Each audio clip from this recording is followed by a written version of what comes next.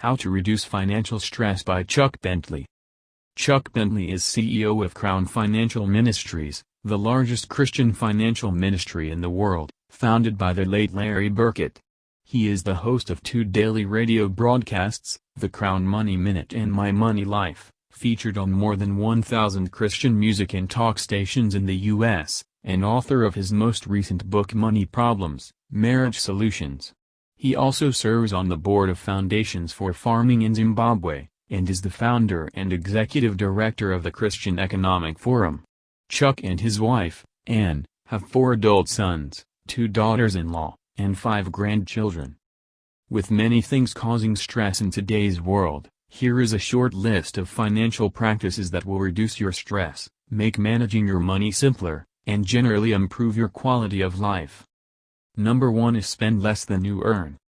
It sounds easy, but this is too often our greatest financial challenge.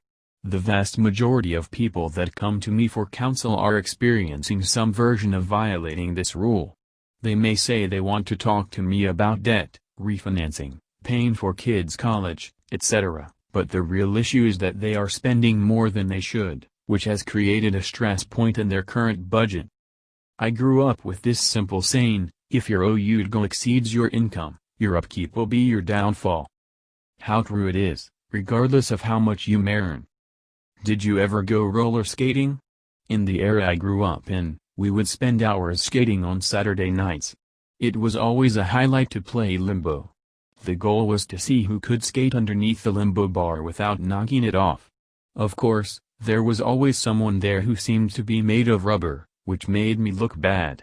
I want you to imagine that the limbo bar represents your income. Your expenses always have to be less than your income if you are going to skate under the bar. Of course, if your income is higher, it is easier to keep your spending underneath it. So, look at your budget from both an income and expenses perspective. The lower your expenses are in comparison to your income, the better off you are.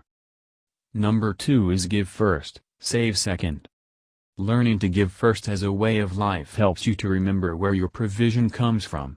When you honor the Lord first, you are acknowledging that all you have comes from Him. It breaks some of the materialistic grip that money may have on your life as you begin to find more joy in giving than receiving. It also helps you to reorient your financial goals from temporal to eternal. Often, those who spend more than they earn also suffer from a lack of generosity. Notice this principle is a combination of giving and saving. We are taught in God's Word to be givers and savers. Saving is an indication of self-control. It is the ability to avoid spending money today so that you will have what you need tomorrow. When both of these practices are working well, most financial problems will begin to disappear. How much? I think it is best to give 10% of your gross annual income to God's kingdom and save 10% as well until you reach your short-term financial goals of having 3-6 months in an emergency savings account. You then begin saving for long-term goals like retirement. Number 3 is avoid being house poor. The biggest financial decision most of us ever make is the decision regarding our housing.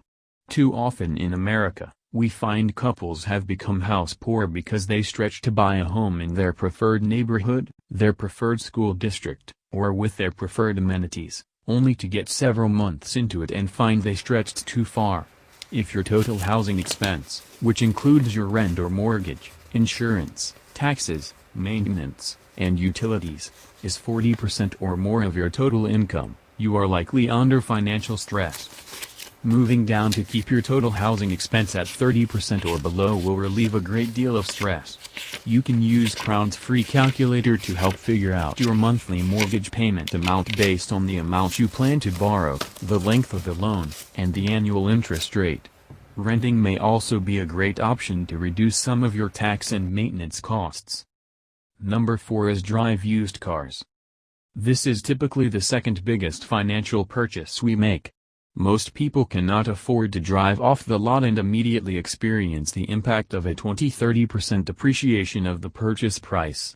If you buy a brand new car for $25,000, you are almost immediately poorer by the tune of $5,000 to $8,000 by the time you drive off the lot. If you finance the car, you will lose even more. It makes so much sense to buy used cars. Someone else has done you a favor and already paid for the cost of depreciation. You should thank them. Here are my personal guidelines for buying a used car. 1 owner, clean Carfax report, no wrecks, no auctions, no rebuilt title, no floods, etc.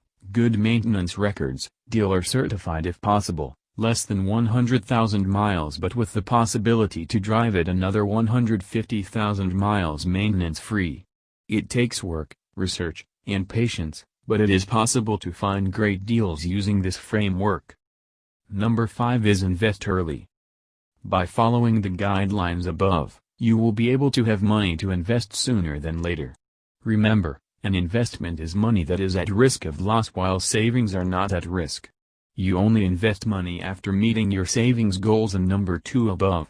The reason that early investors have the advantage is that they give their money a long-term opportunity to grow. Investing takes time. Think of investing as like planting a tree. If you take good care of it, nurture and water it, over time it will begin to grow and grow. The longer you allow it to remain planted in one spot, the more likely it is to produce good growth yields. This is the philosophy of value investors as opposed to traders or gamblers. Once you've saved your emergency fund, start investing on a small scale and do a little each month. You will be surprised at how significant these small decisions will become as the decades pass. When looking at these 5 simple practices, it's easy to see where you may be making mistakes that cause you stress. By making adjustments in your housing and transportation expenses, you can alleviate a great deal of pressure that you may be experiencing right now. That's the what but not the why. Biblical financial practices are also affected by your motives. We'll explore more about that next time. Thanks for watching. If you like the video and our hard work in making of this video, please like the video and subscribe the channel for daily motivational and inspirational videos.